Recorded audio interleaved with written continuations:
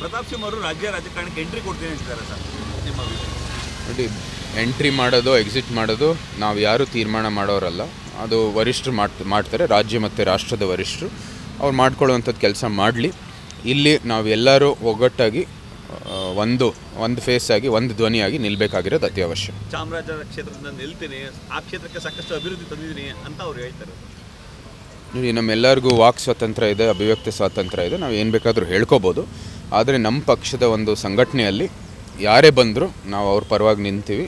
ವರಿಷ್ಠರು ಏನು ತೀರ್ಮಾನ ಮಾಡ್ತಾರೆ ಆ ಒಂದು ಅಭ್ಯರ್ಥಿಗಾಗಿ ನನ್ನ ಮುಂದೆ ಬರೋವಂಥದ್ದು ಏನೇನು ಅವಕಾಶಗಳಿದ್ದಾವೆ ಅದರಲ್ಲೂ ಸಹ ಯಾರೇ ಬಂದರೂ ನಾವು ಅವ್ರ ಪರವಾಗಿ ನಿಂತು ಅವ್ರಿಗೋಸ್ಕರ ಅವ್ರು ವಿಜೇತರಾಗಲಿ ಅಂತ ನಾವು ಹೋರಾಟವನ್ನು ಮಾಡ್ತೀವಿ. ಅಂದರೆ ಟಿಕೆಟ್ ಘೋಷಣೆ ಮಾಡೋದು ಯಾರು ಅಂತ ಸರ್? ಅಂದರೆ ನಮ್ಮ ಪಕ್ಷದ ವರಿಷ್ಠರು ಟಿಕೆಟನ್ನು ಘೋಷಣೆ ಮಾಡ್ತಾರೆ.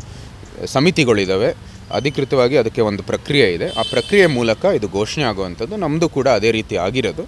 ಭವಿಷ್ಯದಲ್ಲೂ ಕೂಡ ನಮ್ಮದೇ ಆದಂಥ ಎಲೆಕ್ಷನ್ ಅಂತ ಉದಾಹರಣೆ ಅಂತ ತಗೊಳ್ಳಿ, ಯಾವುದೇ ರೀತಿ ನಮ್ಮ ಕೆಲಸದ ಆಧಾರ ಮೇಲೆ ಬೇರೆ ಬೇರೆ ಆಕಾಂಕ್ಷಿಗಳನ್ನು ಎಲ್ಲನೂ ಪರಿಗಣಿಸಿ ಅವರು ಒಂದು ಹೆಸರನ್ನು ಘೋಷಣೆ ಮಾಡ್ತಾರೆ.